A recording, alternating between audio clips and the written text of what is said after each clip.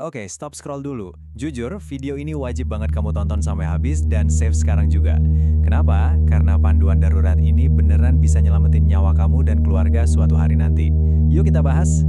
Bayangin deh, kamu lagi asik santai di rumah, tiba-tiba ada percikan api nyamber dari stop kontak di tembok. Nah, apa hal pertama yang bakal kamu lakuin?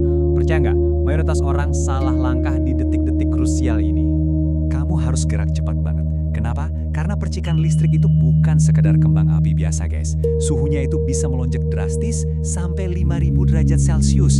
Gila kan? Panas ekstrim ini bisa langsung memicu kebakaran fatal dalam hitungan detik. Bagian 1. Awas bahaya korsleting listrik. Memahami ancaman ekstrim. Terus, korsleting itu sebenarnya apa sih? Intinya, ini terjadi pas arus listrik keluar dan mengalir ke jalur yang nggak semestinya. Nah, aliran liar ini tuh bikin panas yang super masif yang siap ngancam rumah dan pastinya nyawa kamu. Masuk ke bagian 2, langkah darurat matikan listrik. Tindakan segera yang harus diambil. Coba aku tanya, kamu tahu nggak posisi pasti MCB atau meteran listrik di rumahmu? Wajib tahu ya. Karena pas kejadian, aturan nomor 1, jangan panik. Tetap tenang, langsung lari ke panel listrik, cetekin MCB ke posisi off. Habis itu, buru-buru suruh orang-orang keluar dari ruangan dan tutup pintunya. Putusin sumber listrik itu krusial banget. Tapi, ada satu pantangan terbesar nih, tolong dicatat. Jangan pernah, aku ulang ya, jangan pernah nyiram air ke percikan atau api listrik. Air itu konduktor listrik yang luar biasa. Kalau kamu nekat nyiram, bukannya apinya mati, kamu malah berisiko kena sengatan yang fatal.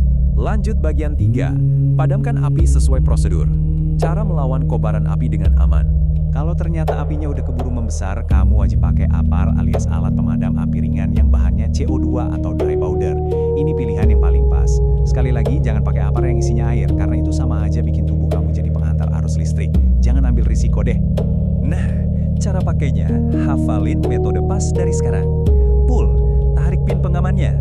M, arahin selang langsung ke pangkal apinya. Squeeze, tekan tuasnya. Dan sweep, sapukan dari kiri ke kanan buat matiin kobaran apinya. Kalau api udah di luar kendali, udah tinggalin aja, langsung lari keluar rumah. Bagian 4, pertolongan pertama sengatan listrik.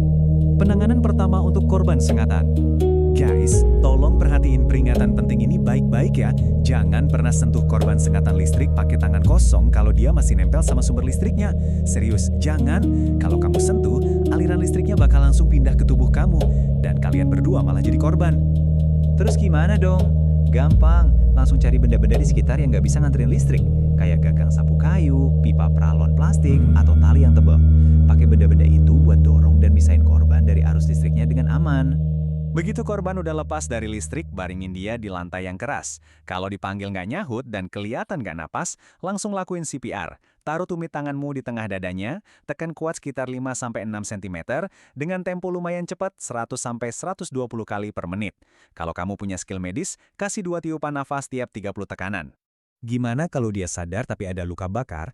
Langsung bawa ke kamar mandi, siram lukanya pakai air bersih yang ngalir selama 10-20 menit. Biarin dia istirahat, jangan banyak gerak, dan tetap langsung bawa ke rumah sakit saat itu juga. Soalnya nih, efek listrik ke jantung kadang ngendap dan baru kerasa bahayanya beberapa jam kemudian loh. Coba deh screenshot layar ini sekarang. Simpen aja di HP buat jaga-jaga. Ini nomor-nomor darurat yang krusial banget. 113 buat pemadam kebakaran, dan 123 buat PLN. Pas neken nomor ini nanti, langsung sebutin detail lokasi, kejadiannya apa, dan jumlah korban biar bantuan meluncur lebih cepat. Bagian 5. Kesimpulan dan pencegahan rutin, mengamankan masa depan rumahmu. Satu hal yang paling ditekankan pas bahaya udah lewat, jangan pernah nekat nyalain MCB itu lagi sendiri. Mending langsung telepon PLN di 123. Biarin teknisi ahli yang ngecek semua instalasi kabel di rumahmu sampai benar-benar dipastikan aman.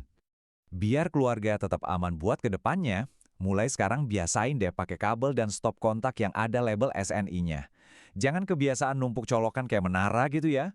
Jauhin stop kontak dari air, sedia APAR di rumah, dan rutin panggil teknisi buat ngecek instalasi listrik tiap 5 tahun sekali.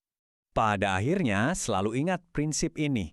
Keselamatan nyawa kamu dan orang-orang tercinta itu jauh lebih berharga dari barang apapun di rumah. Kalau api udah kelihatan nggak bisa diatasi, prioritas utama ya cuma satu, lari keluar dan selamatkan diri. Jadi kesimpulannya, gerak cepat, pakai alat yang benar, dan rutin lakuin pencegahan adalah kunci buat selamat dari bencana listrik. Nah, sebelum video ini kelar, aku mau tanya nih, coba drop di kolom komentar. Kapan sih terakhir kali kamu bener-bener ngecek kondisi kabel sama colokan di rumah? Yuk ngecek dari sekarang. Jangan lupa share video krusial ini ke grup keluarga, biar makin banyak yang tahu gimana cara nyelamatin nyawa.